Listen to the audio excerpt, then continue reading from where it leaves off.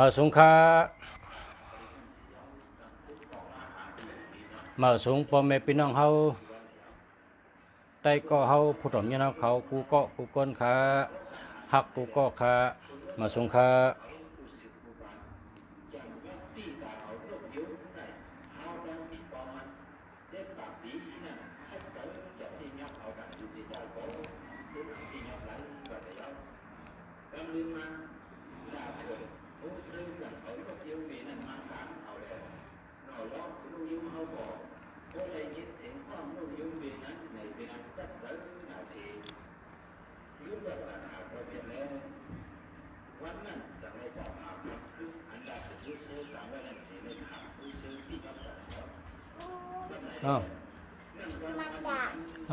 พูดไทยทอดสดพูดไทยทอดกันอะไรอย่างนี้เอาเครื่องในเด็ดเอาเครื่องในเด็ดการเล่นที่โซฟานั่นนะการเล่นที่โซฟาเนี่ยปูไทยปูทำงานอยู่เนี่ยทำงาน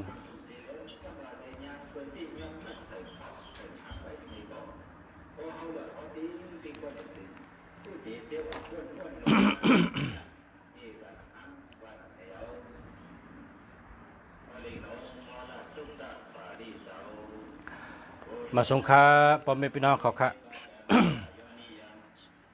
ชาวเมืองดีอยู่ที่เมืองไทยอยู่ที่เชียงใหม่ออกรายการรัดในพ่อแม่พี่น้องเขาปันตั้งหู้ลองเฮินเยเป็นจังหือเฮ็ดเฮินเฮ็ดขอเฮ็ดเฮินหางแมนเมียวมันยาวก็เฮินก็แมนยาวก็นอนก็แมนนอนหางแมนเมียวมันพักดูหางแมนเมียวมันทางพายหลงหางแมนเมียวมันเพราะว่าลักษณะอันว่ามาเจ้าในแมนเมียวนั้นบ่ได้จึงพอไม่เป็นห้องเขาเป็นสัตว์เทไรกูก็ค่ะเป็นสัตว์เทไรกูก็ค่ะเพราะว่า เฮาขากลเฮินกลเยเนาะคัดจะหาเงินกูก็นะหาเงินกูก็มีเงินกูก็มีอะไรกูก็ค่ะเพราะว่าเฮาขากลเฮินกลเยเนาะคัดจะหาเงินกูก็นะหาเงินกูก็มีเงินกูก็มีอะไรกูก็คัดทำได้เสียงต้องยินพอยินก็จม เขาออกมาปั่นตั้งหูด้วยลองเฮินในนะที่เมืองมันเขาก็แตบออกมาค่ะที่เมืองมันหยันกุงมันทะเลในปีต่อเมืองหลวงในเปิ้นเตรียมไว้ปั๊บอ่านลุงสารัดในเปิ้นเตรียมเป็นดิกมันนะเพราะเขาอ่านเป็นดิกมันได้กว่าชื่อตีอย่างกุงในเปิ้นเตรียมเอาค่ะเปิ้นเตรียมเย่าเปิ้นวางขายกาดถามว่า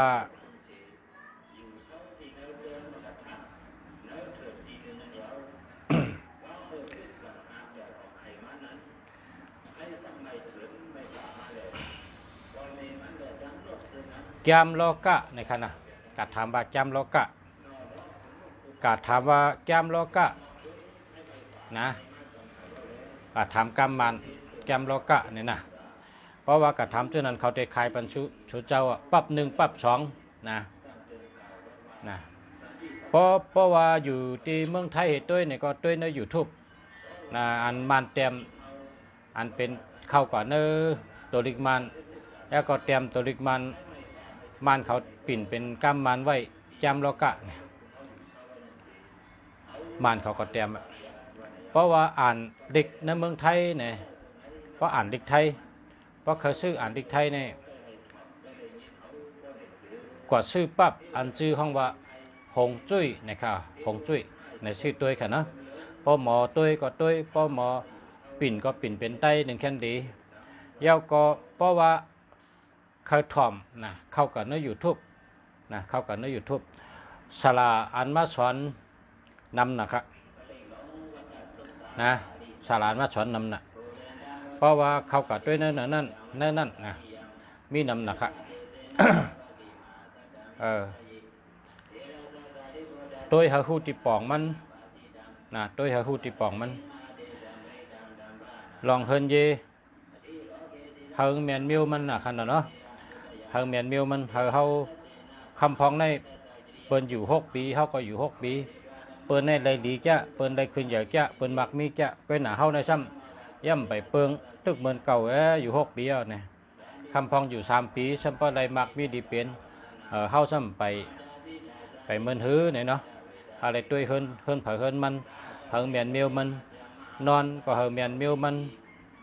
สองไพ่ก็เฮิงเมียนมิวมันห้องน้ำก็เฮิงเมียนมิวมันพักดูก็เฮิงเมียนมิวมันนะครับเนาะ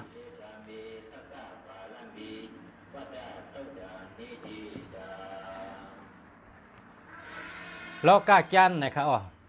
ล้อกาจันนะครับเพราะว่าการรัดกำมันแต่ล้อกะจันสาอกนะครับ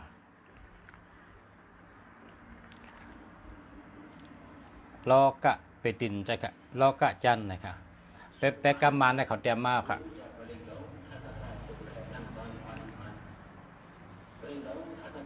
เพราะเป็นไตเฮาในมันมีอยู่3 ปั๊บก้อยหนาเขาต้องป้อมหูตัวเดียวเพราะกระทำได้ปั๊บไตในมีแก้มปิสุกะหมอเฮินแก้ม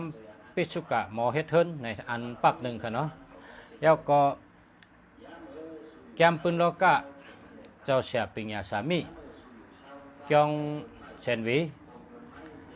แล้วก็เฮ็ดเฮิน8 หลังเสียปั้นแช่งวันชิงเมืองหนองนะครับใน3 ปั๊บในเหมือนสังฆรัตเนี่ยมันก็มีพักดูเฮินเต็มได้ชื่อกันพอพักดูเฮิรนชื่อกันในอำนี้ในก็ว่าไว้ครับมีชบมีกรรมตอมชบตอมกรรมย่อก็พอกลางคืนในแต่ยินเสียงหลักไล่ยินเสียงก้นไปขึ้นเฮิรนลงเฮิรนเข้าห้องออกห้องจะในค้างว่าไว้ค่ะนั่นก็พักดูชื่อกันในกองรัดไว้ค่ะอำนี้ค่ะนะอันนั้นก็ ไล่แกงก็กระชื่อหมักน้ำเต้ามัดตำไว้เนื้อโหพักดูนะอันนี้ก็มีอยู่3 ปั๊บนะครับเพราะแต่ชื่อตั้งดิกได้ค่ะเนาะ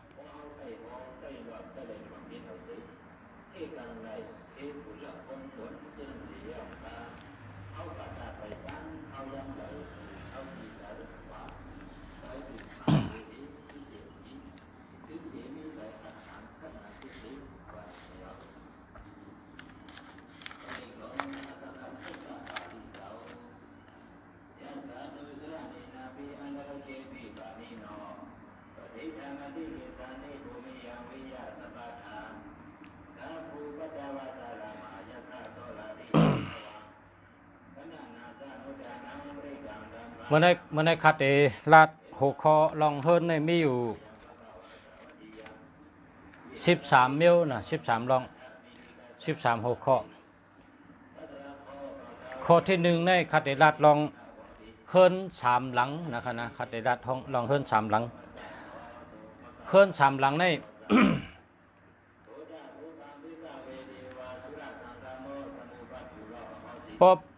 พอเป็นเฮิรนเผอและเขาตั้งจอมซื่อเขาตั้งจอมซื่อแล้วก็ผ่ากลางเหรถกะตั้งปุ่นพักตูตั้งปุ่นก็ออกตั้งจอมพักตูตั้งในก็ออกตั้งจอม กักซื่อค่ะ กักซื่ออันนี้เปิดห้องว่าเฮิรนต้องแตกในคันเนาะนะเฮิรนต้องแตกในแต่อำลีลานะครับเนาะมาชมค่ะ มาชมค่ะคาเดรัดลองเฮิรน3 หลังอ่อนตั้งข้อที่ เฮิรนต้องแตกในเหมือนจังว่าเฮาคาเฮ็ดเฮิรนในเฮ็ดยาวลงกะมี3ห้องนะตั้งยาวมี3ห้อง กำในซ้ำเฮิรนในซ้ำเข้าที่เสาจอมตั้งในพักตูหลวงซ้ำไปรถโกงกว่าซ้ำกะออกพักตูทั้งพุ่นก็ซ้ำเป็นพักตูซ้ำจับเสาจอมเนี่ยเพราะว่ากลางป่องน้องกะเฮาภายในก็นอนภายในก็นอนนะภายในก็อยู่ภายในก็อยู่ภายแล้ว3ห้องเป็น6ห้องนะเป็น6ห้องเฮิรนจะในเปิ้นห้องเฮิรนต้องแตกอ่ำดีแล้วล่ะอย่าไปเฮ็ดแล้วล่ะนะอย่าไปเฮ็ดแล้วล่ะแล้วก็ เพราะว่าเป็นเฮิรนจังไดจึงยาวไหล6ห้องยาวกว้างนอนไหล1 ภายในนอนไหล2ห้องเด้นอนไหลห้องหิมเหห้องหิมเหห้องในกลางนั้นนอนไหลเพราะคนนอนก็ติเป็นตั้งเป็นกำเดียวเป็นย่อกากำเดียวแต่ได้นอน2ห้องห้องหน้าห้องหลังในกลางในแต่ได้ไว้ห้องเก็บโคเก็บเลี้ยงเก็บของอันนั้นก็2ไผ่อันนั้นก็ห้องพลาเฮ็ดจังได๋ไว้นะอันนี้จังไปนอนได้อยู่ได้กำใน พอเฮ็ดเฮิรนแด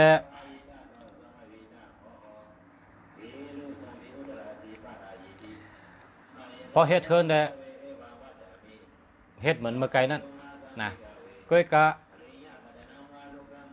อ่ำมีลุกอ่ำมีคันทั้งนะอ่ำมีลุกอ่ำมีคันเป็นเฮิรนอันเฮ็ดไปหมักมีนะเฮ็ดไปหมักมีเฮ็ดไปหมักมีอันว่านั้นเฮ็ดสังกะเลียในเฮิรนนั้นตำไว้วางไว้ตำไว้วางไว้เพราะว่าตำไว้วางไว้ไหนสั่งว่าลูกอตีภายตีพักตูในเขามือในกงเฮิรนป้องไหลไปภายขวาภายขวาภายขวากว่าต่อถึงฮอดพักตูหลังนะต่อถึงฮอดพักตูหลังเฮ็ดได้ออกพักตูกะอันนั้นเปิดห้องว่าเฮิรนเมยิงนะเฮิรนคนยิงแต่มีอำนาจปรมีนะมีอำนาจปรมี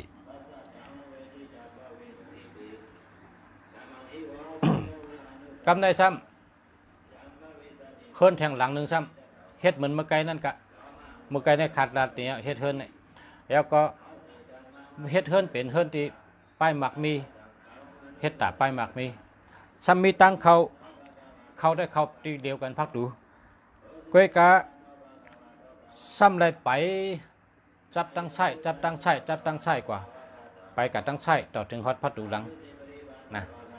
ภายขวาซ้ำกวางไว้เพื่อไหนจึงอันนี้เป็นเฮิรนคนใจนะ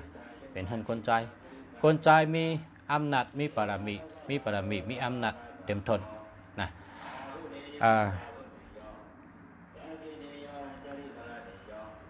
เป็นเฮิรน3 หลังเลยครับกำในพอมีคนถามว่าเฮ็ดเฮิรนในโหลเลยเฮ็ดเฮิรนไม่ยิ่งมีอำนาจท่าโหลเลยเฮ็ดเฮิรนคนใจมีอำนาจนะพอเพิ่นถามจังไหนความตอบมันก็ลาดว่าโหลเป็นเฮิรนคนใจก็ค่ะโหลเป็นเฮิรนคนใจก็โหลเป็นคนใจมีอำนาจ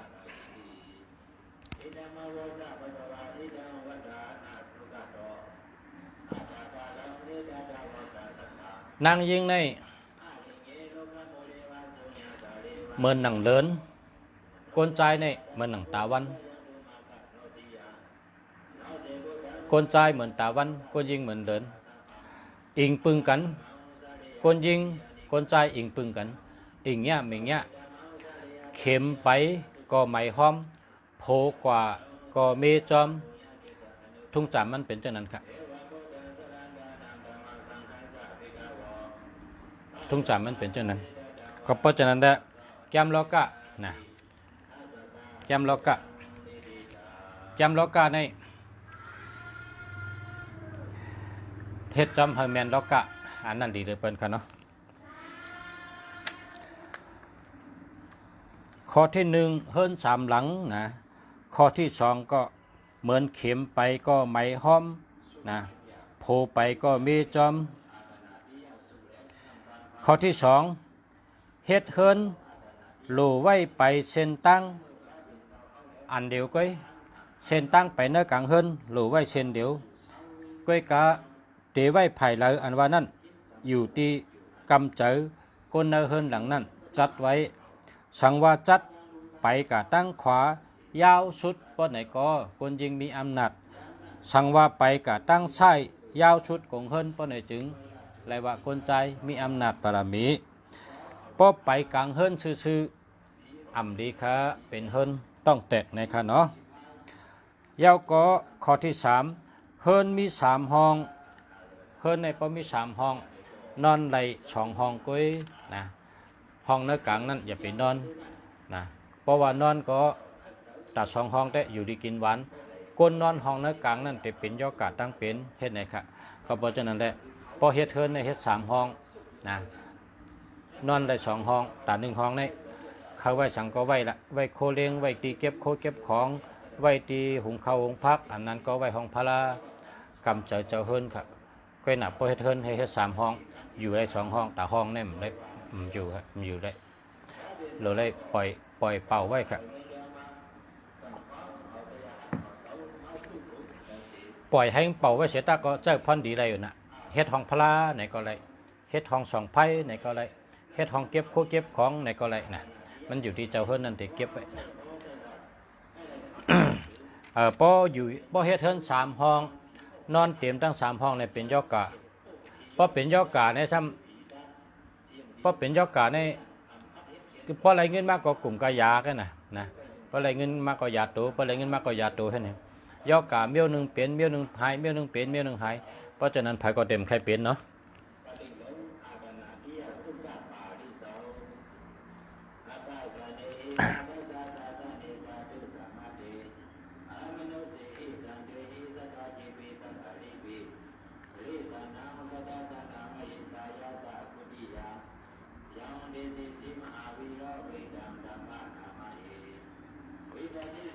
ข้อที่สี่เมื่อไกลเนตสั่งว่าเป็นเฮินต้องแตกนะเพราะเป็นเฮินต้องแตกอกแตกก็ไล่เกมมันง่ายอยู่ก้อยค่ะเอาเปโตอันนั้นก็เอาโคงเอาเปโตเอาเฮเมียวตำลูกเอาไผ่ขวามาจูไผ่ใช่น้ำและพอกวนเขาเฮินมาก็มันกว่าซื้ออำไรเย้ามันก็กาเลยเวเปโตเวโตเฉลกดกว่าตั้งไส้เย้าก็ขึ้นกดมาตั้งขวาให้ไหนก็เป็นอันเกไรเย้าค่ะนะเพราะว่าเฮิรนเผยเป็นเฮิรนต้องแตกก็ไล่เกมันก็ง่ายอยู่อำโดเชิงเงินชังค่ะเอาโตเอาเปโตมาใส่ไผ่ขวายืนกับไผ่ใช่ยาวๆให้ไหนก็เกไรเย้าค่ะเนาะคำในข้อที่ห้าในเฮ็ดเฮินจอมมันนำเป้งกันก็กลใจอัสักปอดอันลุงสารัดนั่นนะพอมันยาวไผ่ไส้ผู้ใจตายพอมันยาวไผ่ขวาผู้ยิงตายอันนี้ก็เป็นเฮินกลยิงอัสักปอดห้าเฮินกลใจอัสักปอดในตัวตีเฮินกำในช้ำโคไล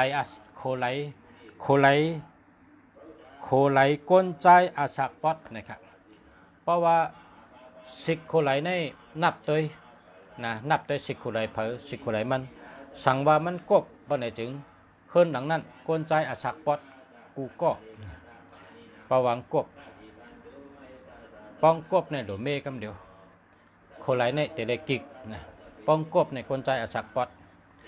เย้าก็ไล่เกมมันก็ไงน่ะหยาบสังนะไล่เกมมันไงน่ะหยาบสังช่างว่าเจ้าเก่าอ่านได้เลยมันกบป้อนไหนจึงเขาเก่าแปลนแทงอันหนึ่งมาเอาแม่นัดดอกจับลิ้นปื้นลิ้นตีเขาเป็นปื้นลิ้นไว้นั่นเอาไม่แปลนอันหนึ่งมัดดอกเสาเฮแล้วก็มันคงมันกึมมันป๋องว่าเป็นโคไรแทงสิกหนึ่งเยอะปนหนับให้เกี่ยวกับได้เป็นตัวกิกป้องกิกเกาหลีค่ะนะป้องกิกเกาหลีนะอย่าไปเฮ็ดโคไรกบ เพราะโคไลกบเนี่ยเปิ้นว่าเป็นโคไลผีเฮ็ดให้คนใจอาสักปอดนะในก็ตัวแห่งเผอมันนะ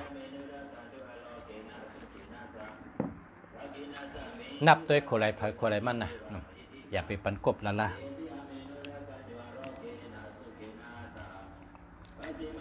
คนใจในมันกายเยินน่ะคนใจในมันกายเยินน่ะกายเยินมันจึงแสงดี อันจะเคยเขในพอมีลูกใจในเป็นว่ากามดีมีอันคนเตะฉึบเจอเคยเจอจัดแทงเนี่ยเป็นจมนะคนใจเนี่ย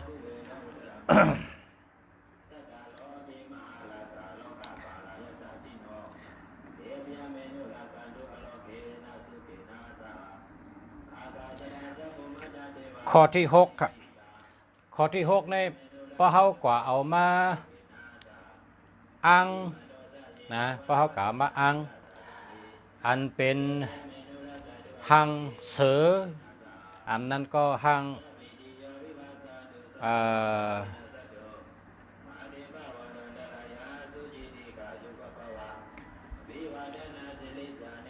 มีปะหังสัญลักษณ์อันเป็นที่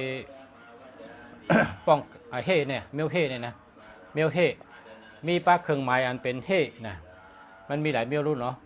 มังก็เขาก็เฮ็ดผีดูยิบแล้วให้ไหนมาปั่นจ้าใกล้การมังก็เฮ็ดเสือมาปั่นนะมังก็ชื่อเอาเป็นเสือมาไว้นะเพราะเป็นจังนุ่งชาวบ้านเนี่ยเป็นอันผีดูห้าอันนั้นก็เป็นอันเสือห้าเนี่ยเป็นเสือห้าเป็นห้างเสือห้าจังเนี่ยนะเพราะเขาแต่เอามาไว้นะเพราะว่าเขาเกียกนะเพราะว่าแมนตั้งหลูเขาก็หลูนับยำเขาเจ้าเฮียอะไรเอามาไว้นั่นถึงข้าวยามเอาคืนไว้เตียนเขาตีไว้นั่นนะข้าวยามเอาคืนมันเขาเอาคืนกลางคำ7 โมงค่ะนะเขาเอาคืนกลางคำ7 โมงพอ7 โมงกลางคำนี่เอาคืนเสือนะเอาขึ้นเสือเตียนเท่าหางเฮียนไว้นะเหมือนเจ้าหนังว่าพอเป็นเมืองไทยเนี่ยเนาะพอเป็นเมืองไทยเขาก็ชื่อโหเสือกลับแล้วนะโหเสือเป็นเสือกลับแล้วเขาก็ชื่อมายาวเนี่ยเขาซ้ำไรมิเฮ็ดที่อยู่เหมือเนาะเขาเฮ็ดที่อยู่เหมือเขาก็อยู่ที่อยู่เหมือที่เฮิรนเหมือที่ห้องเหมือเพื่อนไหนจึงเขาซ้ำหลงเอาขึ้นไว้อันนี้เขาก็เฮ็ดไว้ตีไว้เพราะกลางคำ7 โมงนะเพราะกลางคำ7 โมงเอาขึ้นเสิร์ฟครับเป็นยำดีเอาครับนะให้ทางไรเอาขึ้น7 โมงเนี่ยเพราะว่ามันเป็นเสือเนี่ยเป็นออกหากินกลางคืนนะเสือเนี่ยเป็นหากินกลางคืนเมี่ยวเขาหากินกลางคืนเพราะกลางคืนเนี่ยเขาแต่มีพลังนำเดือกลางวันแต่ได้เปิดกลางวันตกดีงามๆนะพอ7 โมงได้กับมันตกดีนะต่างไปเอาใส่เขานั่นมันแห้งดีนะแห้งดี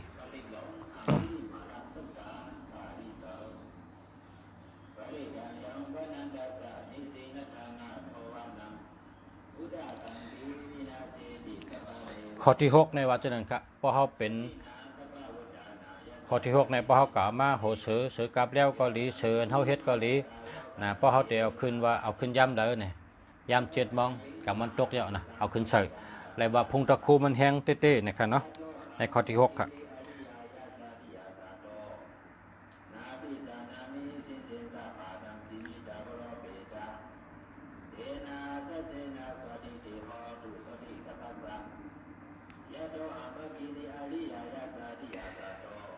ข้อที่7 ข้อที่7ข้อที่7ในกวนอันเฮ็ดเฮิรนที่หนึ่งในเราได้อยู่ดีกินหวานและอาศักยาวนะเฮ็ดเฮิรนเนี่ยเพราะเฮิรนเท่านั้นเป็นเฮิรนอันอยู่ดีกินหวานอาศักยาวเป็นจึงเงินเนี่ยมันตื่นมีนะก็เปิดเขาอยู่ดีกินหวานเขามีข้าวยามหามันยาวก็เฮิรนในข้อที่2ในเราได้จัดเฮามีปารามีมีอำนาจนะเฮามีปารามีมีอำนาจ เนื้อเฮ็ดเฮือนในมี2ข้อข้อที่1ให้ได้อยู่ดีกินหวานอาศักยาวข้อที่2จัดให้มีอำนาจบารมีมีจังไหนมี2ข้อเฮ็ดเฮือน1หลังนี่เฮามาด้วยข้อที่1ก่อนข้อที่1ว่าเฮ็ดเฮือนให้แม่นไปอยู่ดีนะเฮ็ดเฮือนให้แม่นไปอยู่ดีพอเฮาติดด้วยเนื้อเฮือนนะพอเฮาติดด้วยเนื้อเฮือนพอเปิ้นเฮ็ดปันเฮือนเฮานี่พอเปิ้นมาเฮ็ดปันให้แล้วมีอันแรงๆไว้ในก็เฮยาไปเทได้เฮ็ดมุงให้ตันกำเดียวพอเปิ้นเฮ็ดไว้เฮือนในมันป่องอันนี้ก็เฮาเมแคมๆเอาจังก็อยู่นะเพราะมันป่องตั้งเลยก็เลยก็ยะที่มันป่องไว้ตั้งวันตั้งคืนนั่นตัวเลยปิกเอาจังก็อยู่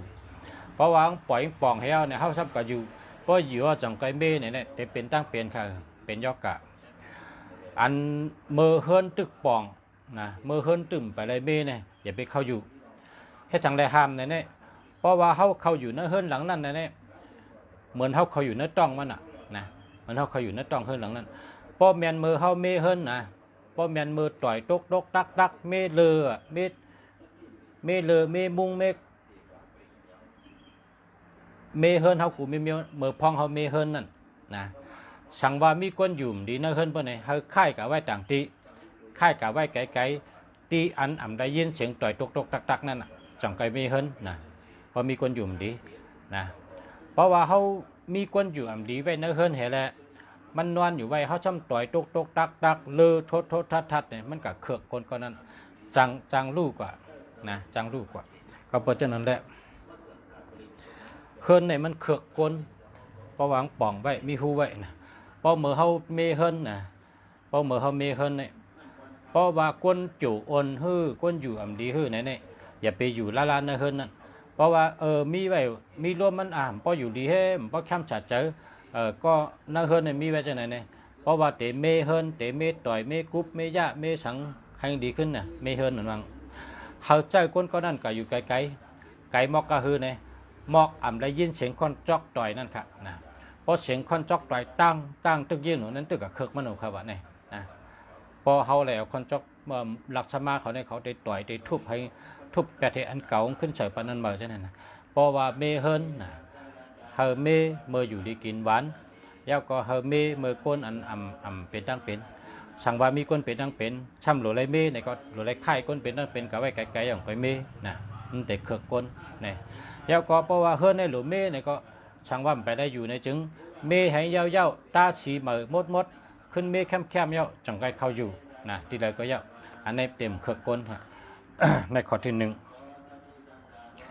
เฮิรนให้อยู่ดีกินหวานสักเย็นยาวนะเฮ็ดให้เข้มแมนเมียวก็อยู่แล้วก็ข้อที่2ให้มีอำนาจบารมีนะเฮิรนให้มีอำนาจบารมีอันนี้มันขึ้นอยู่กับเจ้าเฮิรนเฮามีอำนาจบารมีได้เพราะว่าเฮิรนหลังในเป็นเฮิรนคนยิงหลายมีคนใจเนี่ยก็จัดเป็นเฮิรนผู้ยิงมีอำนาจมีบารมีอยู่เท่ากันนะเมื่อเรามีคนใจเข้ามาอยู่ในต่างไกลแหลกลายขึ้นเป็นเฮิรนคนใจขึ้นก็อะไรอยู่นะเฮ็ดให้ไม่ยิ่งมีบารมีมีอำนาจได้ให้หือไหนพอเฮาลุกนะพอเฮาลุกตีพักตู่เฮิรนลูกนอกเฮิรนเฮาได้เข้าเฮิรนเนาะเข้ามาตัวขึ้นมาไกลข้อที่1นั่นน่ะพอเฮาลุกเอาตีพักตู่เฮิรนเนาะพอเฮาลุกตีพักตู่เฮิรนเฮาได้อยู่ที่นอกเฮิรนเข้าในเฮิรนสั่งว่าเฮาเลยไปยาวเหี่ยวเรียบตั้งขวากอดถึงช่องไผ่เมื่อถึงทางคีนั่นเฮิรนหลังในคนยิงมีอำนาจมีบารมีเตรียมทนนะในเป็นเฮิรนคนยิงคำในสั่งว่าในเฮิรนเฮาได้เอาคนใจเป็นใหญ่นะเอาคนใจเป็นใหญ่ให้คนใจมีอำนาจให้คนใจมีบารมีก็ไหนก็เฮาโดเฮ็ดเหมือนจังหนังว่าเขาตัวเอาที่พัดดูเฮิรนที่เฮาได้เขานั่นแล้วก็ไปเด็บไส้นะพอเด็บไส้ในกาดทั้งนี้เนาะเด็บไส้มือกาดต่อถึงห้องน้ำต่อถึงช่องไผ่ต่อถึงฮอดพัดดูเฮิรนตั้งหลังฮอดกาก็เลยก็จะประวังเลยเด็บไส้น้ำภายขวานั้นกว้างไว้นั่นน่ะคนใจมีอำนาจมีบารมีเยอะนะอันนี้เฮ็ดทางได้รูบารมีรูมีอำนาจเนี่ยรูเขาอายุใหญ่ทนนะอายุใหญ่นะบารมีอำนาจเนี่ยเฮาติลาดสังก็เฮารูเฮาเป็นยุ่มเฮาติเฮ็ดสังก็เฮาเป็นยุ่มยำเฮานะ เหมือนหนังเขาสอนลูกสอนล่างเขามีดุกล่างลูกอ่อนแล้วก็เขาสอนเขาให้เขาถ่อมชบเอากล้ามอันนี้ก็เป็นห้องอำนาจบารมีเนาะอำนาจบารมีนี่ตั้งแต่เอาเนื้อเฮิรนนอกเฮิรนมันหลุมีกูก็ก้นในอันกูก็เนี่ยโลกูก็ค่ะบารมีอำนาจนะครับนะอำนาจบารมีเนี่ยหลุมีกูก็เพราะฉะนั้นได้ใต้เขาจังว่าพี่น้องใต้เขาสอนกันว่าเมโตเหมือนม้าย่าโตเหมือนหมานั่นนะกามไตในสอนกันเช่นนั้นนะ เขาก็สอนกันหนังฮือเตป๊อเป็นม้าในเป็นนับถือนั่นน่ะม้าในเป็นป๊อกกะหันม้าในม้าแก่ม้าแคมในมีเผยฮัตเตอร์เปิ้นแต่ก็อยู่จำไกลด้วยว่าอะโลม้าในม้าในแคมน่ะเนาะม้าในฮางลีน่ะเนาะในม้าในแก่น่ะเนาะมันมีเผยฮัตเตอร์ครับม้าในนะก็ในจังว่าเมโตเหมือนม้าย่าโตเหมือนหมาอันนั้นหมาในมันมีเผอเขาปันขึ้นที่ชุงขนาดหมาในมีแต่เปิ้นแต่เลี้ยงปล่อยไว้ให้เปิดพัดตูวานพัดตูเฮินเปิ้นไว้จั่นเต็มเด้เปิ้นนะก็เพราะฉะนั้นแหละกำสอนกันเมื่อกูบอกเปิ้นว่าเมโตเหมือนหมาย่าโตเหมือนหมาในกองบอกว่าอันเดียวกันกำมาเร็วในเปิ้นทำรัดว่าโหลได้เมโตเมเจอเมอาจ้างตั้งยามไล่เฮ็ดไล่สร้างไล่ลาดไล่จ๋าไล่นุงไล่ไหวหันเอาก็เฮอสบายตัวสบายเจอลัดเอาก็เฮอไล่พ่อนดีนะเปิ้นทำสอนกันจังได๋จังว่ากามอันว่าหรือไล่มีปารมีอำนาจอันว่านั้นปอมาค่ะเนาะคนกูก็เฮอมีปารมีอำนาจนะเฮอมีคนนับยำนับถือนั่นน่ะข้อที่2อันนี้เฮาก็จัดเฮิรนเฮาเดี๋ยวจัดจังหือในนั้นน่ะเนาะ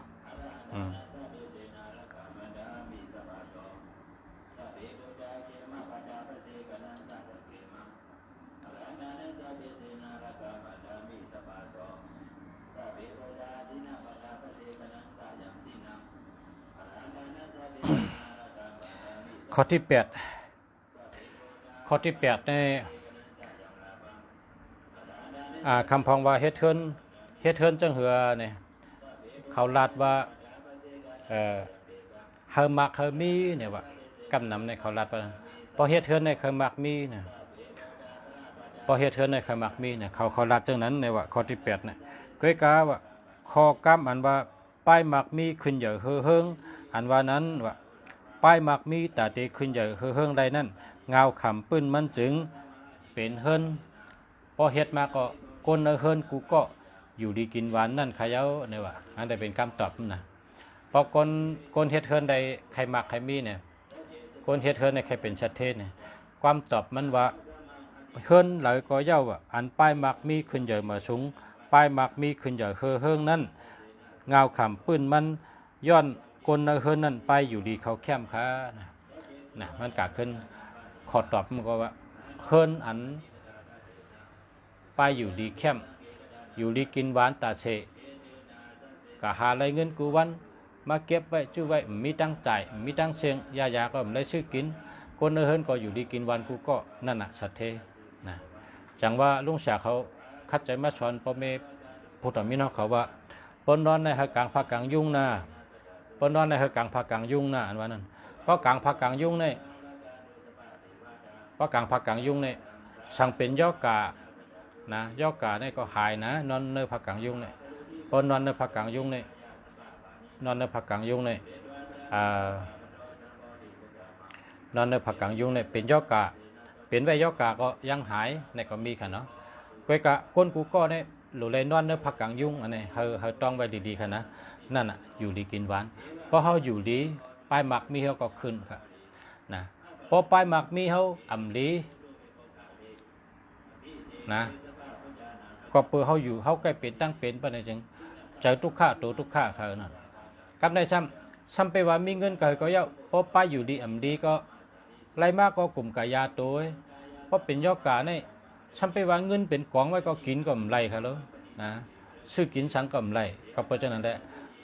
เขาลาดว่าในข้อที่8เนี่ยว่าอันว่าป้ายหมักมีขึ้นใหญ่เฮิงแลป้ายหมักมีเฮิงขึ้นใหญ่เมื่อสูงอันว่านั้นเงาขามปื้นเฮิรนหลังนั้นมาติไปอยู่ดีนะครับเพราะนั้นเขาหลุดจัดทั้งอยู่ดีกินบานเขาเฮ็ดเทินนะเพ พอเฮาจังลักษณะมาจังลักษณะที่เฮ็ดเฮิรนบันเฮาในเฮาหลุด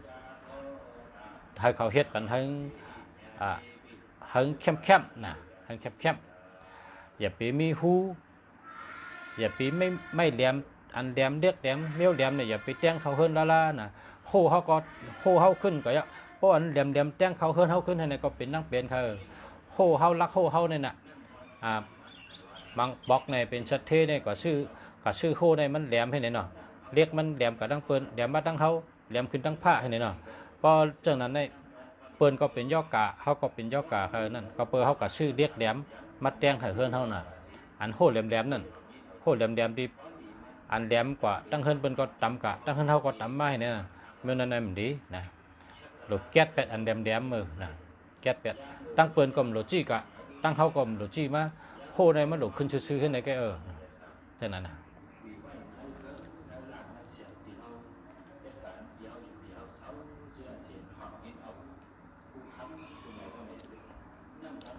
ข้อที่เก้านะข้อที่เก้าเฮิรนอันเฮ็ดไว้สองจั่นมันหนังเฮิรนกุบบอกนั่นก็เพราะว่าตั้งแต่มันเขาเจ้าปล่อยให้ร่วมไล่ลีได้อยู่ดีกินหวานอาศักยาวนะเพิ่นจะเนี่ยนะเป็นเฮิรนตาอยู่ดีกินหวานอาศักยาวก็กับตัวเดียวเขาพอได้เฮ็ดตีหาเงินตีเตหาเงินหาคำได้เฮาขาจำโหลเฮ็ดแทงให้เป็นกับตัวเดียวในซ้ำโหลเฮ็ดเฮิรนจับลิ้นนะจับลิ้นขึ้นตั้งแต่จันเตอร์ในให้เข้มขึ้นกว่าเย้าก็หาตีนะหาตีเข้มนะคนไทยเป็นว่าทำได้ดีนะหาตีเข้มเฮอมันไล่ไหวหน้ากับตั้งจานนะพอเฮิรนเดอไล่ไหวหน้ากับตั้งจานปะเนี่ยจึงหากินง่ายมีเงินง่ายมากมีง่ายหรือเปิ้นเหมือนนั่งเฮือเนี่ยเหมือนเขานั่งเหนือเฮือลองจำนำกะฮะพอเขาขี่เฮือให้ลองจำนำกะเนี่ยก็บอกว่าน้ำในมันไหลตั้งวันตั้งคืนน่ะมันกึดหรือเขาแต่ขี่เฮือกะนึงก็เขาหลวเอาไม้พายเฮือเขานั่นอย่าเฮือเขากว่าตั้งเขาหลวทิ้งหัวเฮือเขากะจำไว้ก็บอกว่าแห้งน้ำนั่นเอาเฮือเขากะเย้านะปุ่งจำเป็นเช่นนั้นพอเฮิรนเผยไหวตั้งจานปะเนี่ยจึงป้ายมักมีเจ้าเก่าการกล้าขายเจ้าเก่าเนี่ยอ่ำใครเฮ็ดก็เย้าติดอะไรเฮ็ดสังแรวันนั้นเนี่ยพอเขาเฮ็ดขายตั้งขายเขาว่าเมื่อในเขาขายหน้าเขาเตะเรือเนี่ยคนมาเปิดหน้าเฮิรนว่าเฮ็ดเขาใครกินเขามาเปิดกินเนี่ยจากนั้นเนี่ยลืมไรนะเฮิรนเลยไหวตั้งจานเนี่ยผุยแฉงเข้าช่วยผุยแฉงเข้าโคผุยแฉงเข้าแฉงพักแฉงตั้งกินตั้งย่ำคนมากินมันเนี่ยหวานก็เปิ้นมากินหวานก็เปิ้นมากินเปิ้นตื่นมาจอยปันเอ็นปันแห้งเปิ้นตื่นมาจอยกั้มแถมจอยแถมปลายหมักมีเขาในให้ขึ้นกูวันนั่นน่ะเนาะเพราะเขาขายตั้งขายในก็ลูกค้าเขาคนอันยำชื่อเขานั่นเขาซื้อกว่าเขาขึ้นมาซื้อเขาซ้ำไปว่าดีเฮิรนเขาในอยู่ไกลในก็เขายังมาซื้อเขาอันเปิ้นจะขายต่างที่เขาก็มาซื้อเขาก็ยังมาซื้อเขาติ๊กๆนะอันในพรดีอันว่านาเฮิรนเผอไหวตั้งห้องเป็นคนมีหรือเปิ้นหากินง่ายหรือเปิ้นนะก็ใจกันต่อค่ะนาเฮิรนเผอไหวตั้งจานค่ะนะนาเฮิรนเผอไหวตั้งจานเนี่ยหากินง่ายหรือเปิ้นหาเงินง่ายหรือเปิ้นมีเงินง่ายหรือเปิ้นนะแคมฉาหรือเปิ้นอยู่ก็อยู่ดีกินวานเขาเฮิรนเดอไหวตั้งจานเป็นอันดีหรือเปิ้นเพราะว่ารวมเนี่ยลูกตั้งจานกว่าตั้งห้องนะดีทนเพราะว่าเฮ็ดตีเหมอหาตีเหมอนะกว่าหาตีทำเลเฮิงเฮ็ดเฮิรนได้เฮ็ดล้านได้เอาพักดูเอาไหวกับตั้งจานซื่อๆนะ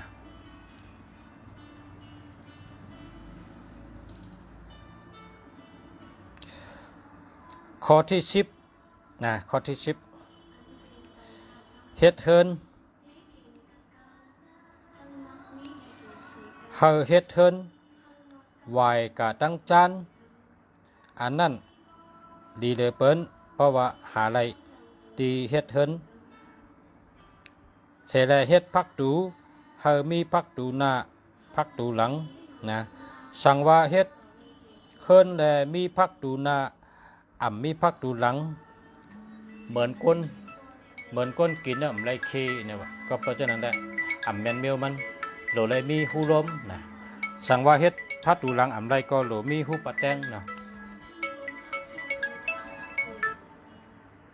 ก็ยันข้างกำกันเนาะฮัลโหลค่ะอันตึกประชาถ่ายทอดสดอยู่ถ่ายทอดสดกำขึ้นโทรหาน่ะ713ค่ะ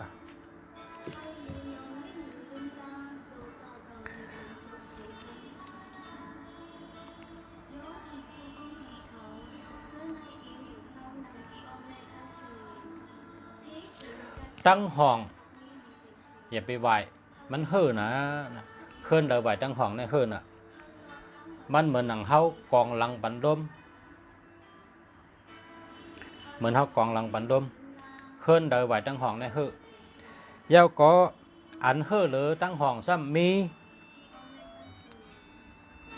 เสียงห้องวันออกอันในเฮ่อหรือเปิ้นเพราะว่าเฮ็ดเฮือนนี่นะเฮอไรสตินะเฮอไรสติเพราะว่าเฮิรนเผยไรเฮ็ดแมนยาตั้งห้องอันนี้ก็เฮ่อเพราะเป็นเสียงห้องวันออกซ้ำหนึ่งแค่นเฮ่อก็บอกว่ามันรวมมันไรกี่นะข้อที่11พักดูนะพักดูนาพักดูหลังนี่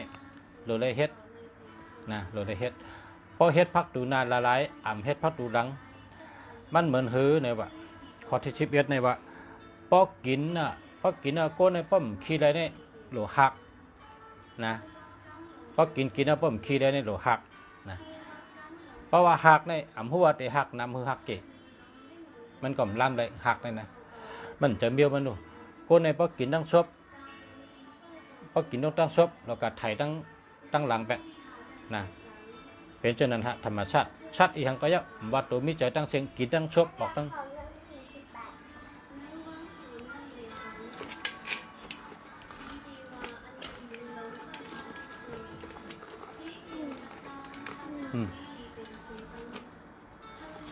ได้ค่ะอันนี้10ทำ15 บาทใน3 อันนี่ทำ2 อัน2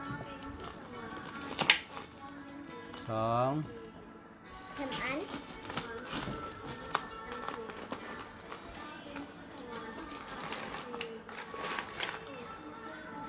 อันนี้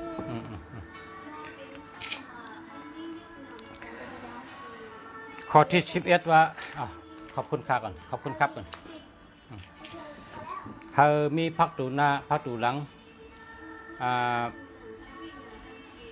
บอกว่าเฮ็ดพักดูหลังไรก็โหลมีหุบปะแตงหูลมนะตื่นโดดเลยมีเพราะว่าเฮ็ดเฮินตั้งนาหลายๆมีพักดูตั้งหลังมีพักดูในพอคนหาเงินไหนก็พอมีเงินมานะพอมีเงินมาในมังปอกได้ตันชื่อก็ชื่อเพราะชื่อมาเนี่ยเจ้าพันดีสังกรมไรเจ้าการกรมไรนะเจ้าการกรมไรเจ้าพันดีกรมไรชื่อมาให้ก็มาขำเงินไว้ให้นั่นนะพันดีก็มีเจ้ากรมเจ้าหังไรแห้งห้ามชื่อเนี่ยห้ำหัวแห้งไรชื่อแต่อย่าไปชื่อมากก็เจ้าการได้มีพันดีว่าจะไหนตันชื่อก็ชื่อเพราะจ่ายก็จ่ายน้ำนะเพราะจ่ายก็จ่ายน้ำ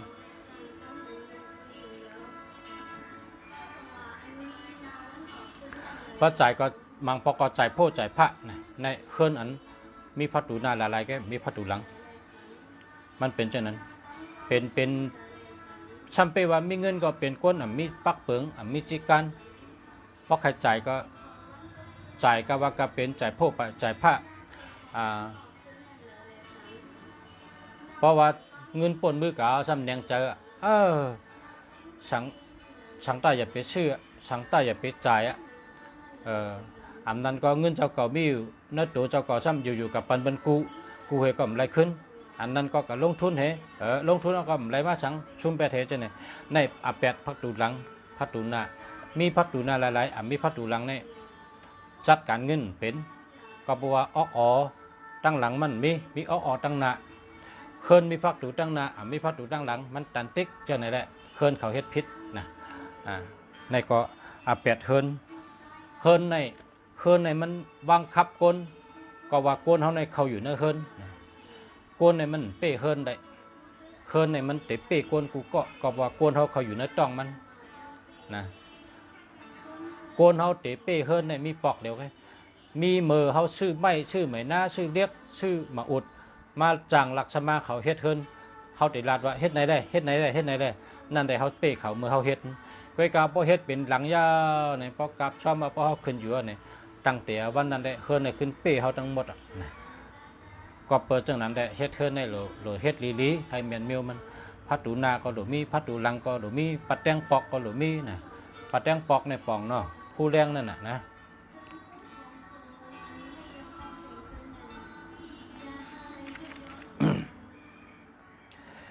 กำในข้อที่12นะข้อที่12เปิดห้องเมืองไทยในเปิดห้องว่าซอยตันนะเมืองไทยว่าซอยตันความไตเนี่ยว่าเส้นตั้งตึกนะกำไตเส้นตั้งในกว่าให้กว่าตึกเขาเฮิรนเขาให้เนี่ยมีตั้งเลยแท่งมีเส้นตั้งเส้นให้กว่าก็หญ้าเฮิรนเขาให้เหอะกับหญ้าเฮิรนเขาก็กว่าเลยแท่งนะมีเส้นตั้งกัดตั้งเลยเจ้านั้นมันดีค่ะอย่าไปเฮ็ดอะไรนะอย่าไปเฮ็ดอะไรตัวไรพอกใครมันปองก็ตั้งแทงอย่าให้ญาเส้นตั้งอันลูกเหตุตีปัดมาจูเฮือนเอาซื่อๆจะอย่าให้ญา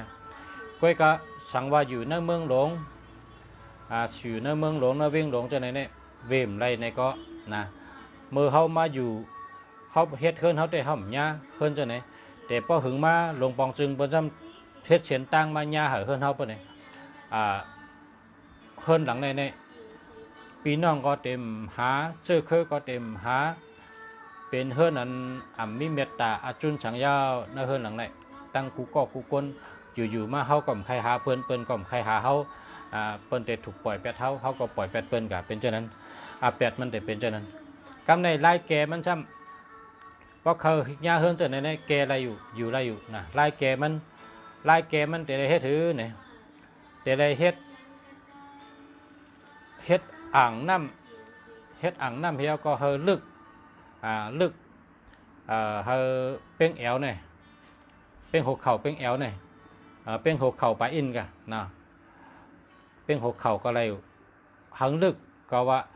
เนื้อน้ำนั่นแต่ได้มีปลาไหลเมียวเหอยู่ไรนะปลาเนี่ยแค่เป็นปลาหังก็เป็นเฮมันต้งมีเฮมันมีสายเจยกว่ากับมาต้งกับมาตาเสนะในเป็นลายเกมันอ่านกวนอยู่เฮิรน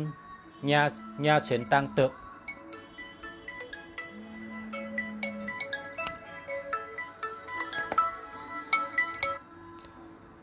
ยาในคังกำกะมาชงค่ะอันนี้ค่ะเป็นนั่งหมูมึงเนาะอันเป็นปอเสียวค่ะมันเดี๋ยว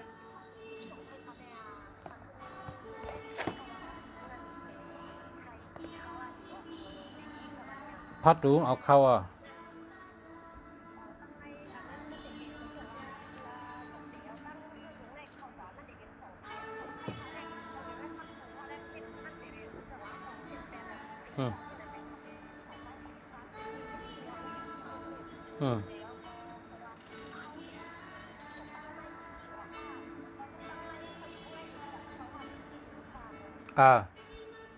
ลูกเราอีเข้าเอาเข้าอ๋อเข้าโหลอะไรเข้าที่เดียเงินแต่อะไรเข้าน้ำ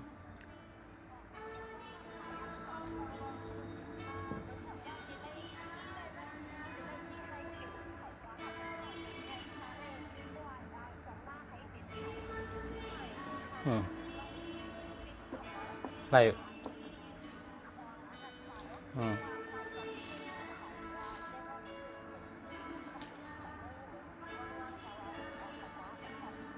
อะไรทั้งสองภายครับเราให้เข้าก็บ้องเข้าก็อะไรค่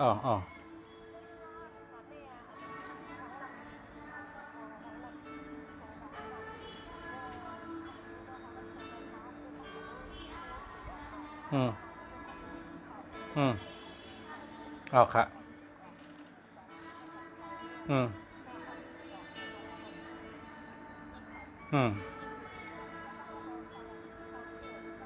เอาค่ะ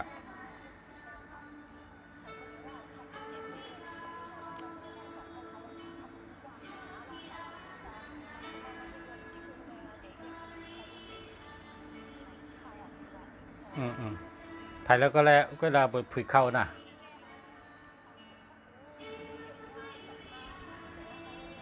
อ้าว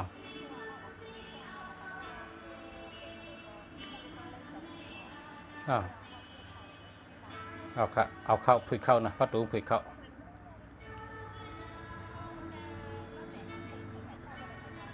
เอาอะไรเข้า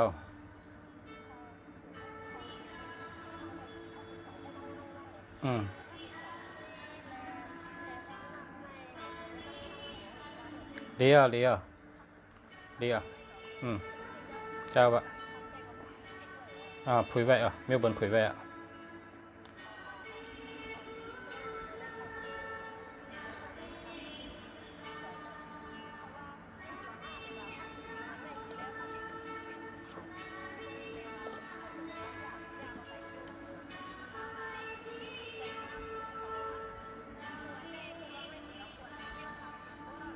อ้าว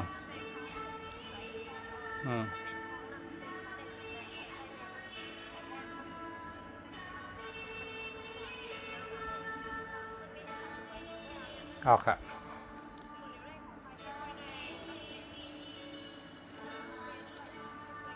อ้าวเอาค่ะ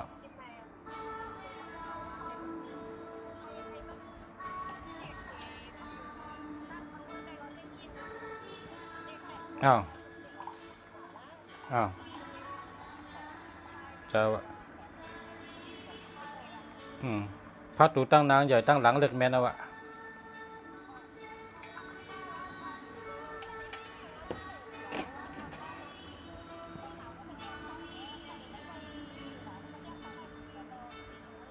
แบงปัดจังปอกได้ผุยจังเลยก็แล้วเราให้ร่มเข้ากันหรอ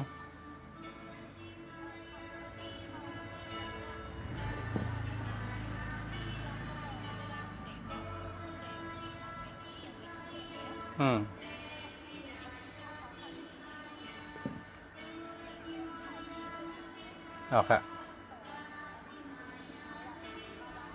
เอา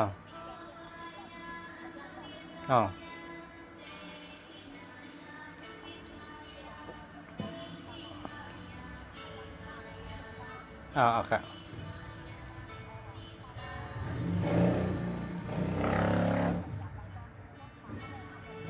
เอาค่ะ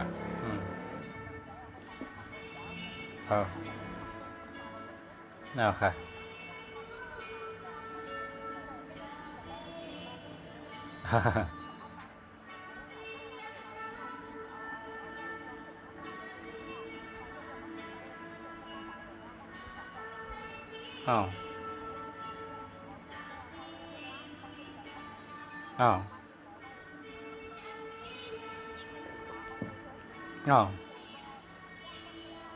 อ้าวเอาค่ะเป็นพักตูไม่ซักขึ้นไม่ซักเอาเนาะเดี๋ยว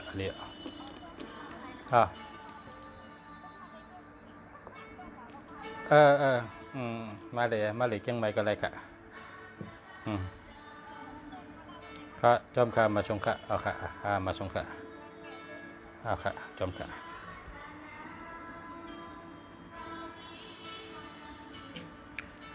พี่น้องเมืองไต้โทรมาถามลองเฮิรนเจ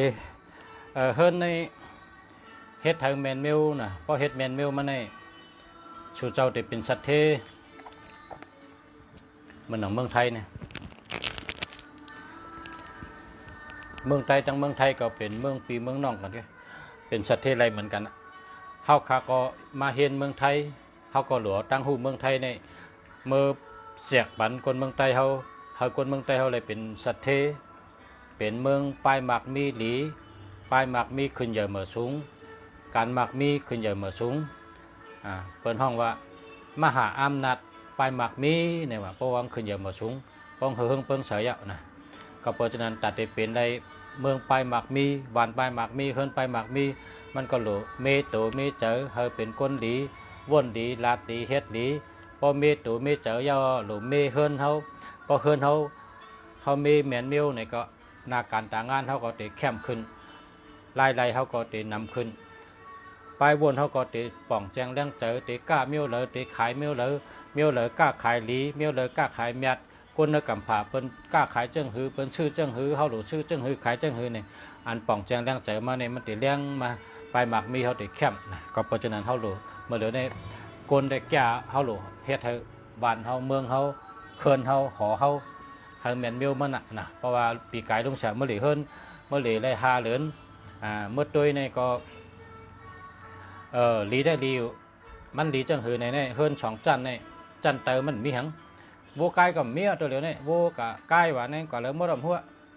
เขาขำหันเอาโวกายก็มันเหลืองเขาก็มีแต่มีอยู่ก็เพราะฉะนั้นเฮิรนแฮมตึกเป็นเฮิรนปุ่งจำเมื่อก่อนเฮิรนเมื่อก่อนอันอยู่ตั้งเนื้อตั้งเตอปังๆนี่ตั้งเติมกังนี่พรดีไรสังนี่พรดีมันติไรอยู่ดีกินหวานอาศักยืนยาวนะครับพรดีได้จังไหนก็พอเด็กเข่งลองหมักมีป้ายหมักมีขึ้นใหญ่เฮืองอันว่านั่นแต่เฮาคาโลเฮ็ดทางตีงค่ะเฮาคาโลกับเฮ็ดทางตีงตีหาเงินเฮาอันเฮือนเฮากำหลยะนะเฮือนเฮากำหลยะอยู่ให้นั่นน่ะเฮายามเฮ็ดมาปู่เฮาเฮ็ดมายาเฮาเฮ็ดมาปู่เฮ็ดมายาเฮ็ดไว้ปอเท่าไม่เท่าเฮาปู่เฮานายเฮาเฮ็ดมาจังนั้นแล้วนั่นเป็นที่อยู่เฮาเฮาก็อยู่กับเจ้านั้นนะพอเฮาเท่าเฮาก็มื้อนอนกันนั่นนะก้อยกาตีหาเงินเฮาค่ะนี่โลเฮ็ดแทงตีงนะโลกาเฮ็ดตีหาเงินทางตีงตีอันเฮาเฮ็ดปลายหมักมีนี่แหละโลเฮ็ดให้แม่นมิวมันนะตีอันเฮาเฮ็ดปลายหมักมีนี่นาเฮิรนแต่จัดจังหือพักดูแต่จัดจังหือห้องน้ำแต่จัดจังหือสองไผ่แต่จัดจังหือหิมหอมเฮิรนแต่รวยจังหือปุ่งจำกูเมียวเนี่ยโทษถามมาแหละเพราะเพิ่มหู้เพราะก่อนเลยใครหู้โทษถามมาขาดเด็ดหลัดในก็อยู่เมืองใต้เนี่ยโทษมาเมื่อกี้เนี่ยพี่น้องเมืองใต้เขาเนี่ยนะพี่น้องเมืองใต้คำพองอยู่เมืองมันก็โทษมาอยู่เมืองมันเนี่ยเขาก็อยู่เมืองมันเขาลัดกำไตค่ะนะคำพองอยู่ในเมืองมันปุ่นยังโทรมาเขาก็เฮ็ดเทินในเมืองมันเชิญอยู่เมืองใต้เขาก็นำพี่น้องเมืองใต้เขาป้ออยู่ตองกี้ลาเซียวสีป้อเกียกเมหมู่เจนำคำปังหลงราคาเมืองกึ่งสีป้อเมื่อดังเมืองสูเมื่อดังเมืองหนองจะในได้เป็นเมืองใต้นะเพราะลูกเขาว่าป่าตั้งในปีต่อได้ว่าเป็นเมืองมันเนาะเขาก็โทรมาเขามีใต้นะก็อยู่ตรงนั้นนะเขาโทรมาถามเฮ็ดเทินเจ้าไหนเนี่ยเป็นยังโทรมาถาม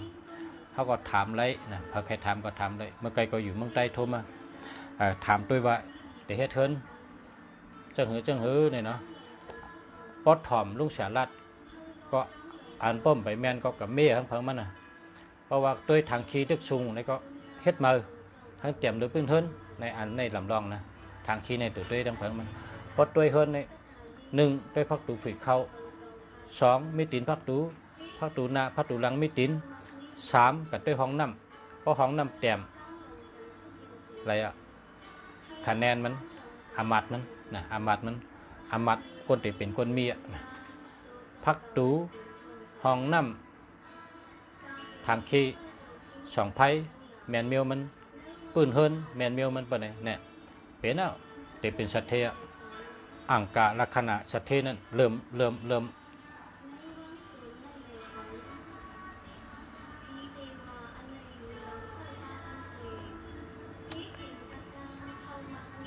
เตะนะเตะเป็นเตะมีเตะปอมานะปอเพราะเฮ็ดจะในแมนก็ปอมีนะอันดีในพุทธปอมาเนี่ยกะนะเพราะเป็นหน่อไม้ก็หน่อไม้ในขึ้นป้นดีนะวะนะแต่เป็นตัวนั่นน่ะเนาะเพราะว่าเฮ็ดเฮิรนแมนเมียวก็พักตูก็แมนเมียวก็ปืนเฮิรนก็แมนเมียวก็ปืน2 ไผ่ก็แมนเมียวก็ปืนห้องน้ำก็แมนเมียวก็ไหนเพราะเป็นเฮิรนจะไหนได้แต่เป็นคนมีน่ะไหนแต่เป็นสัตเทน่ะไหนนะสุดเจ้าแต่เป็นสัตเทก้อยกับปอดด้วยเฮิรนเพอห้องน้ำสูงเฮียย่อมเมย์ปะไหนได้มันเป็นสัตเทใดมันเหมือนจังหือเนี่ยมันเหมือนจังว่า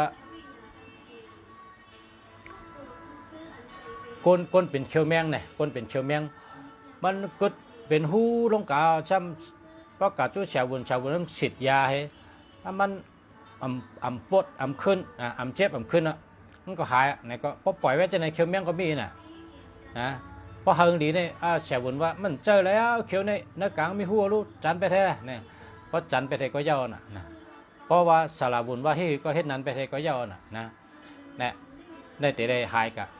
เพราะเขาเป็นหนาวเพราะกับห้องยาเพราะเสียบุญปัญญามาจอกกินพวกกินข้าวกินยาพวกกินข้าวกินยากินวัน3 ตาหน้าเนี่ยพวกกินข้าวกิน3 ตากินยาจ้อมเห็นเนี่ยวัดย่อกลางก็หายนะเวลาเพราะเขากับจู้เสียบุญมาเฮ้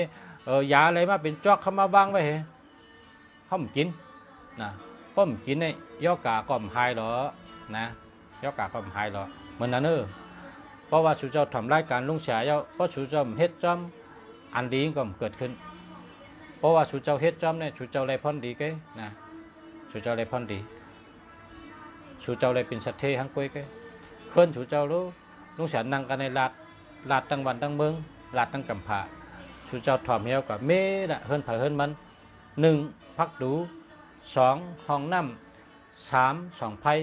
4เปิ้นเฮิรน5คู่ไหล6เข่งพลา7ปนนอนกลางผักกลาง7 คอนี่ลำลองชุดนะ7 คอในเฮ็ดจอมนะ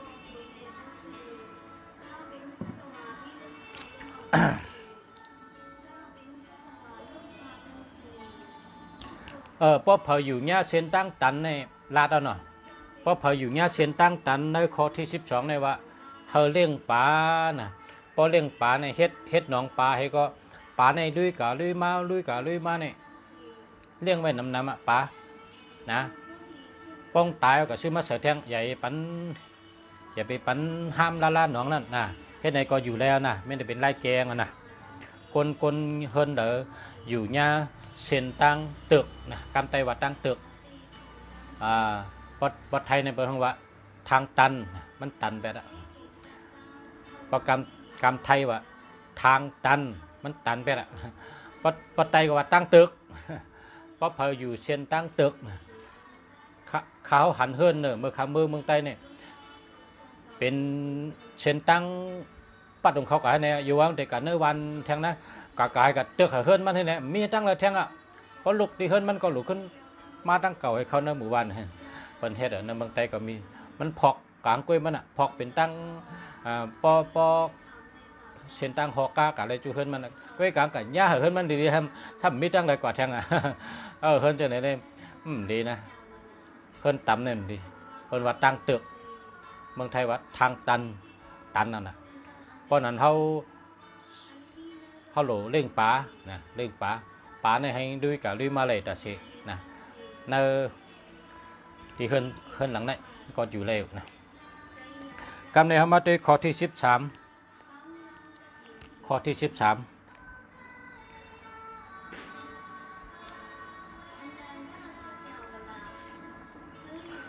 ปีน้อง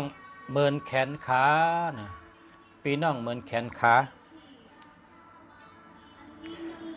ปีน้องในเหมือนแขนเหมือนขาย้อนเปอว่าเป็นเส้นเลือดอันเดียวกันแลปีน้องกันพิษกันวันขึ้นเฉตากก็เปอเป็นเลือดเหลวกันแลพอหึงมามันเย้าตีขึ้นดีกันขึ้นอุบกันขึ้นลัดต่อกันไรนั่นก้อยนะครับเนาะในข้อที่13ครับเมื่อในขาห่างแฮนมา13 ข้อ นะห่างแฮนมา13 ข้ออันเป็นพี่น้องพิษกันในลองต่างมันเปิงเป็นมันแต่มีในเฮิรนแต่มี1มีกลในเฮิรนเขาก็เลยก็1นอนเอาโหออกเนี่ยพอเฮ็ดจังได๋เนี่ยพี่น้องกันก็รัดต่อกันพี่น้องกันก็หมู่กันพอมีนักเฮิรนเฮาได้มีคนหลายก้อค่ะ5 ก้อ 6 ก้อ 7 ก้อซ้ำมีก้อหนึ่งนอนเอาโหออกกับตั้งพักตูเปิ้นให้จึงเอาแม่นกันหมดค่ะนักเฮิรนเนี่ยพี่น้องมี5 ก้อ 10 ก้อ 5 ก้อ 7 ก้อเนี่ยเอาแม่นกันให้หมดค่ะเพราะแม่นกันแล้วก็รัดต่อกันค่ะนะรัดต่อกันอันในข้อที่1ค่ะข้อที่2เอาพลานะพลาในกองลังบรรพักตูครับพาราในกองลังอัตตาพักตู ตั้งพัดตูเฮิรนเนี่ยนะเอาพาระกองลังกับตั้งนั้นอันนี้ก็แม่นกันพี่น้องกันก็แม่นกันรัดต่อกันเอาพระกองลังกันเย้าก็กันโตค่ะกันโตหูเงินหูคำพักตูทางคีนี่ไหวกับตั้งลังเฮิรนค่ะกองลังบันเฮิรพักตูเฮิรนอ่ะอันนี้ก็แม่นกันคนละเฮิรนพี่น้องกันเนี่ยแม่นกันรัดต่อกันพระเป็นเจ้าเอาไว้กอดทั้งพักตูนะกอดทั้งพักตูใบทั้งพักตูอันนี้ก็แม่นกันลองตั้งมันได้เปิ่งเป็นมันได้เฮิรนหลังนึงในมันพี่น้องกันแม่นกันพี่น้องกันรัดต่อกันอันลองตั้งมันเป็นมาย้อนว่าเนเฮิรนมีจังไหนครับก็ซ้ำไปว่าอำรัดต่อกันพิษกันตันให้ก็ยะก็เปื่อว่าเป็นเลือดเดียวกันพอวันหนึ่งมานะมันได้ขึ้นดีกันย้อนอุบกันรัดต่อกันใช่แล้วขึ้นดีกันได้ครับเขาก็อันที่หลูกแกก็แกเหวกันพระราเป็นเจ้าเพราะว่าเขาเลยเอาหลังออกเขาก็ขึ้นป้างเหวขึ้นไหวนางออกเพราะพระราเป็นเจ้าปันตั้งค้างเขาก็ขึ้นบินตั้งนางมาตั้งพักตูให้ คนก็เลยแหละนอนเอาโหกับทั้งพักตูเขาก็เมดิมที่นอนมันเฮามันนอนค้างให้ทางกันต่อค่ะทางขี้สังว่ามันได้บ่ายกับตั้งหลังเฮิรนกองหลังมันพักตูเขาก็ปิกพักตูนั่นแปดเมแปดทางขี้เฮ็ดแดงตีมือเมทางตีมือเฮิงไรบ่ายข้างให้เช่นนี้ก็เป็นลายเกงเอาครับนะ เจ้าก็คนเนเฮิรนในใกล้ยุ่มดีนะในอันนี้ขาดแถมบัน14ข้อที่14คนเนเฮิรนในใกล้ยุ่มดีนะเนี่ยว่าคนเนเฮิรนนะกำก้องเป็นอันในขอกำขอในคน คนเป็นมันนำค่ะคนยามันนำไหนอ่ะกำก้องเป็นเนี่ยข้อที่14เนี่ยย้อนว่ามีคนเอาลูกคนตายนะมาไว้ในเฮิรนบางพอก็เป็นลูกพ่อลูกแม่นะเหี่ยวก็เขาเก็บมาใส่ออมไว้ในเฮิรนอันนี้กำก้องเป็นเขาเนี่ยลูกคนตายเนี่ยขี้เต้าอันเผาท่านมีคนตายใช่ไหมอันนั้นก็อันเป็นเครื่องคนตายที่เปิ้นเอาไม้หน้าตอกกล่อมคนตายอันนั้นก็เป็นเปิ้นเฮ็ดเฉยอันนั้นก็หญ้าเปิ้นมาแปดอันนั้นก็เลยเอามาแมนโลชัตติเจ้าก็เป็นลูกคนตายลูกพ่อลูกแม่ใช่ไหมเดี๋ยวมาไว้กับเฮิรนนั่นละเพราะว่ามีเนี่ยเฮาเก็บเหี่ยวก็เอากับไว้เนื้อวางจ้องเหมือนเจ้าเป็นลูกคนตายเนี่ยนะเป็นลูกพ่อลูกแม่ก็เย้าเดี๋ยวไว้กับเฮิรนนั่นละให้เก็บใส่ออมดีๆเอากับไว้เนื้อวางจ้องกับไว้จอมกองมูเนื้อวางจ้องเหมือนเจ้าเฮ้ยกับวางไว้ดีๆงามๆให้กันนั่นนะปันเป็นกัดเย็นอย่าเปียไว้ที่เฮิรนแล้วก็ทัดปุ่งพ่อแม่นะอันตายกับเย้านั่นเอาไหวนางออกพักดูใช่ไหมอันนี้ก็อะไรครับกำกองเป็นมังก็เอาทัดปุ่งพ่อแม่เนี่ยใหญ่ๆเห็นมาไว้ในห้องพระนะทำไว้พอมาไว้พระเนี่ยมาไว้พระมันก็หันออกตาเชนี่ก็เพราะว่าใกล้ๆเป็นอันนี้ก็เอาไว้ตีรับเห็นละนะเอาไว้ตีรับไว้ตีมันรับนะเพราะเขาหยุ่มยำเนี่ยเขาก็ไว้ตีรับที่อันเผามาก็หันนั่นน่ะมีเขาให้หันก็เร็วเช่นนั้นนะเพราะเป็นพี่น้องเขเนี่ยเปิดเอากับไว้ตีอันเขาหุงข้าวหุงพักที่เขานั่งกินข้าวนั่นคอยไว้ชุงเพราะเขากินข้าวนะที่เขากินข้าวนั่งกินข้าวกินพักเป็นกับไว้กันนั่นนะอันทับปุ่งพ่อแม่ที่ตายกะนะทับปุ่งเผยก็เย้ากะคนตายนะเพราะว่าในเฮิรนเนี่ยกล้องเป็นให้ไหนกล้องแปลกเบิ่งเจ้านั้นนะทับปุ่งเจ้าไหนก็พอเอาห่อไว้ชิมไว้เฮก็ไรเอาเก็บไว้ก็ไรอันนั้นก็กับไว้ที่เขาไข่หันก็เร็วก็ไรเพราะว่าเพราะเป็นนั้นก็เอาเก็บใส่ในกล่องให้ได้ห่อเจไว้ได้เขา1 ปี 1 ปอกเขาเดี๋ยวมาไว้เขาเดี๋ยวมาแต่เต้นหอมเฮ ต่างซ่อมต่อให้1 ปี 1 ปอกเพราะเดินหาช่างแก่นมั่งก็เอาไว้ก็นั้นก็ปีเมื่อใต้มั่งก็ไว้กันนี่จังก็กอกเจให้ออกมาไว้พอไว้เอาแต่เต้นหอมให้หรือน้ำให้หรือซ่อมต่อให้เอาก็พอเต้นหอมรับในก็ขึ้นเก็บให้ขึ้นหอยใส่กล่องไว้ใส่เตือกไว้แค่นั้นก็เลยนะอันนี้เพราะว่าอำตันเป็นได้เป็นยอกาทูชั้นเป็นกล้องหายกล้องเป็นกล้องหายกล้องก็เป็นเจนั้นจึงเขาเฮ็ดมันนุ่งสาวาเนี่ยมันต่อเตดีกะนั่นก็มันเป็นในเมืองไทยเนี่ยนะเป็นเฮ็ดจังไหนอันนี้ก็ตั้งหูมาผักพอมีพี่น้องเขา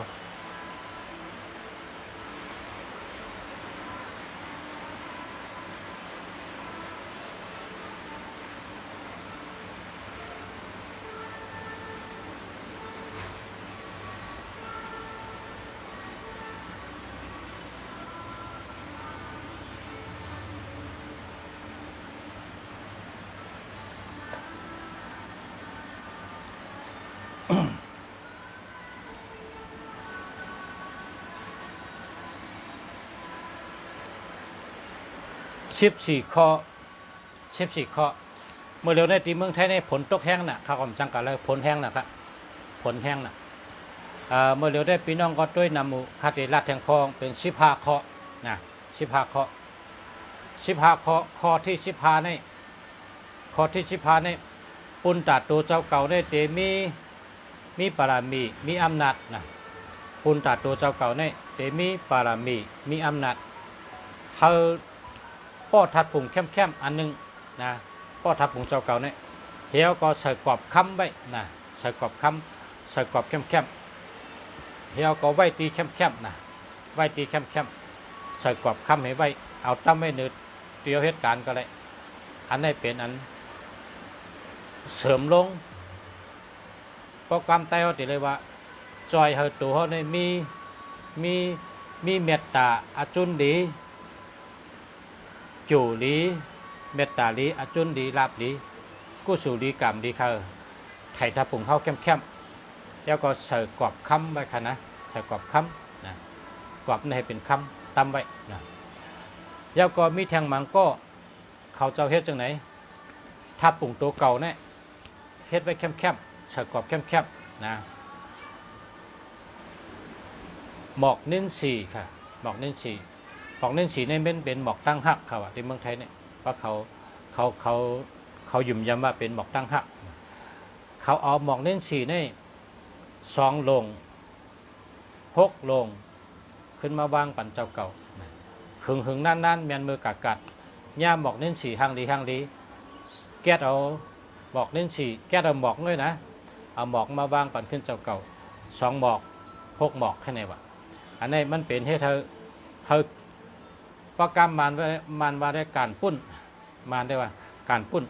นะกามมันวางกู้สู่กามนะปุ้นมันวางกี่เวจะเนี่ยพอตั้งใจก็ว่าเสริมดวงเสริมเสน่ห์เสริมโชคลาภสง่าราศีพอใจเขาถือว่าเมตตาลีอาจุนดีเกี่ยวจัตตาลีลาบลีมันจอยเขาเป็นเจ้านั้นขึ้นมาจอยเขาดีเอาดีแทงนะกามดีกู้สู่ดีเมตตาลีอาจุนดีนะครับเนาะในเมื่อในก็เอาตั้งหูมาตอนกัน15 ข้อนะพอมีพี่น้องเขาได้ยินก็กดถูกใจกดแชร์ส่งปันได้ก่อนน้ำเขาปันได้หูน้ำเขาก้นได้หันน้ำได้หูน้ำค่าเสมอดียินชมก็ขอบใจค่ะที่พอมีพี่น้องเขามาทำรายการเขาลองโดยเฮินเป็นเจ้าหือโดยหมายพงเป็นเจ้าหือโดยโจทย์จัตตะเป็นเจ้าหือในมี3 เดียวเขาได้ออกมาออกรายการปันกูวันเพราะว่าเขาตัวตันอยู่นะพอมีพี่น้องเขาได้อยู่กันในย้อนสู้เหอพอมีพี่น้องผู้ทำย้อนเขากูก็อะไรอยู่ดีกินหวานกัดเย็นเชื่อสามีมังกรลีมังกรเมียดอยู่ดีกินหวานดอดเพศดอดหยันเพศกลางหยันกลางกูก้นค่ะย้อนให้กูก็อยู่ดีมีเงินทางดีกึกปืนกูก้นขามาสูงขา